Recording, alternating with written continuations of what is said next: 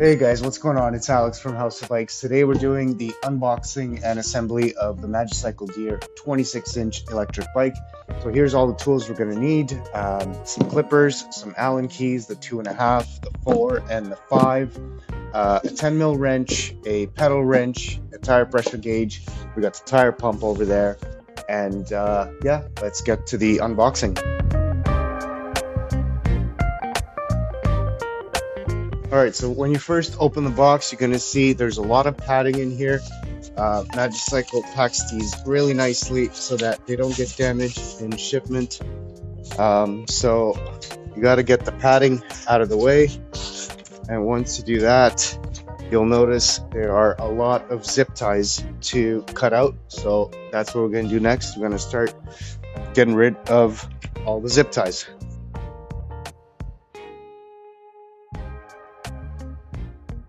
So the first step was to get the front wheel out. It's got a nice little cover here for the rotors so that it doesn't get damaged. We're just going to set that aside. With most of the zip ties undone, it's time to do the awkward task of getting a 92-pound bike out of its box, especially if you're doing it alone, so you might want to have a friend give you a hand. So with the bike out of the box, as you can see, lots of padding still on it. So now what we're going to do is take out more zip ties and get rid of this padding so we can have access to everything we need on the bike. So now what we're going to do is route the handlebars inside the fork and around. It's pretty obvious where the cables need to go.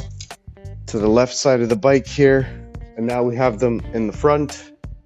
And the next step is to rotate our stem towards the front. And this is not the final placement of it. It's just temporary for now so we can get the handlebars on. As you can see, guys, the fork has a bit of a base that comes with the bike when it's shipped. So it's going to help you stabilize the bike while you put the handlebars on. It's not the best setup, but it'll help keep the bike straight. Putting this on a stand, it's way too heavy. So anyways, helps if you have a helping hand do this, but otherwise you can use the base to keep the bike stable while you put the bars on. You can use your number 4 Allen to undo the stem bolts. And once you have it lined up pretty much centered here, you're going to put the cap back on. You want to tighten these just loosely at first, and then once we get the bars in their final position, we're going to do a final tightening in a cross pattern. Just securing the stem here a little bit better so that it doesn't flip around on us. Alright, some more zip ties. These ones are on the fork. And what we're going to do now is get access to the base here, which we're going to unscrew or untighten the quick release so that we release the bike from this base, and we can then insert the front wheel into the fork. And moving on to the front wheel, you're going to see it comes with the fender pre-attached. So we're going to leave it to the side. There's some more packaging to get rid of. And now we get rid of this cap that's on the rotor. So now you just undo the quick release skewer fully from the base. Sometimes there's a little space here between the brake pads. Well, there's always a space between the brake pads, but sometimes there's a little protector that prevents them from touching together. But it seems like we don't have one on this bike, so the caliper is ready for the front wheel. So what you want to do is line up the caliper with the rotor. Okay, so we just had to make a little bit of space there between the brake pads. They were a bit too close together, so it wasn't allowing the rotor to get into the caliper, so we just used a flathead screwdriver to slowly pry the brake pads away from one another. So now we can put the front wheel into the fork. So you want to be careful and balance the bike so it doesn't fall over while you insert the skewer. Alright, so now we put the skewer through the axle, tighten it. I like to flip the latch around and put it on the right side of the bike.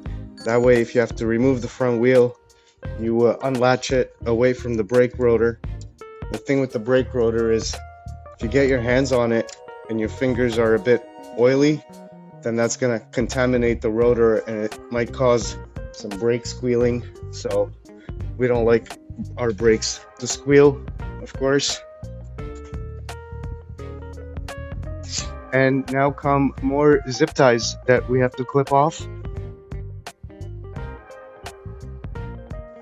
This was at the bottom of the box. I forgot to show you guys at the beginning, but in here comes a set of tools. So if you don't have your own, Magicycle provides tools to do the assembly.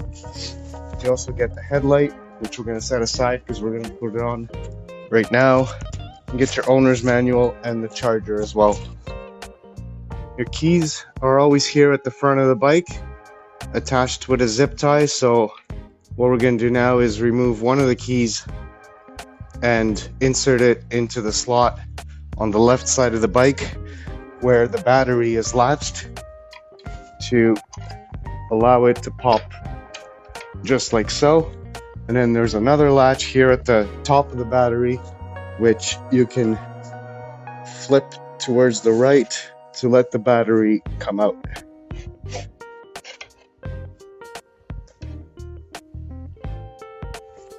And with the battery out, you can bring it inside and charge it. Alright, so now it's time to put the front fender on. So you know the front of the fender is the one with the extra edge here. And then you can undo the nut at the top of the fork. So we're going to grab the headlight. So the headlight gets mounted at the front of the fork. Get the wire out of the way. And then the fender attaches at the rear. And we put the washer and the nut back on. So here's where you grab your 10mm socket as well as your 5mm Allen key, and then you start tightening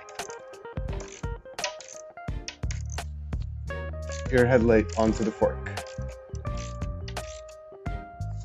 Once you have that nicely in place there, you're going to need to grab a Phillips screwdriver just to loosen.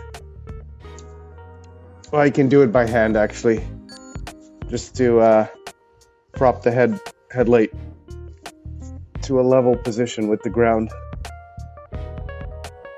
So as soon as we find our 4mm Allen key, we're going to be able to fully mount the fender, but right now the Allen key has gone missing. Here it is. Alright, so you have a couple bolts here on each side of the fender. The left one is right by the caliper. We're just going to undo the bolt and then put the bracket of the fender right where the bolt went, and then pass the bolt through it and reattach it to its little bracket. And then we're going to do the same thing on this side. Cool, so now the fender is on, the headlight is on. What we need to do is connect the headlight. This is the connector here. It goes directly to the battery. So then you grab the headlight wire, and you're going to notice there's a little groove here at the top to make sure you don't mess it up. So it clips in with a little bit of force. Just make sure you have it lined up well and it'll go in no problem. Now it's time to put the pedals on. The pedals actually come in that box with the charger, and you're going to notice there is a left pedal and a right pedal, and they thread differently from one another, so you can't get it wrong because they only go on their respective side. So this is the left one here. When you put your pedals on to mount them on the bike, you're always going to rotate them towards the front of the bike, regardless on which side. So we're on the left side here, we're rotating towards the left, that's the front of the bike, and that's what puts the pedal on. And we're going to use our pedal wrench for its final tightening. And if you don't have a pedal wrench, a 15mm wrench will do the job just fine. Alright, so the pedals are on. Next, we are going to mount the rear rack. And it takes a 4mm Allen key to undo those bolts. It's on the rear triangle of the bike. These are pretty annoying to get off, so if you have a little Allen key like this, that makes it much easier. So this is the final resting position for the rack. Now we put these bolts right back where they came from. It's a very heavy duty rack, 55 pounds max carrying capacity here. It's time to finalize our handlebar position. Man, I got this straight right from the get-go. So the headset, you want to start tightening the top. Just make sure the sides are loose enough. But you want to tighten the top first. Not too tight though. Just enough so that there's no play. There's no play, so now you can tighten the side bolts. That feels good to me. I'm gonna put the display back where it needs to go. And now we're going to do the final tightening of the handlebar here at the front. Okay, so once you have it in the final position, you start to tighten these front little bolts in a cross pattern. We got all the components installed on the bike. Now what we need to do is a final check of all the bolts to make sure everything is tight. So you just want to take your time. There's lots of bolts to check, and this is the right time to do it before your first ride so that there's no unpleasant surprises. Some really important ones to check is the brake caliper bolts with your 5mm Allen key. You definitely want those to be on properly. Of course, it's a safety issue. Another important set is for your rear kickstand. Sometimes the only bolts that are not fully tightened are the ones for the kickstand, and considering the weight of this bike, when you rest it on the kickstand, you definitely want it to be sturdy, so be sure to check those. I like to take the seat out and give it a little lube.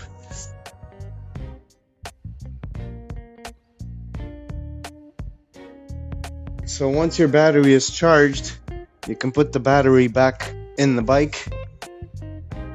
So you put it in from the bottom first, and then you clip the top. There we go. She's in. And before we power it up, what we haven't done yet is put air in the tires. Okay, so now we're ready to turn the bike on with the little button up here. Magicycle says hello. And that's it. We're done.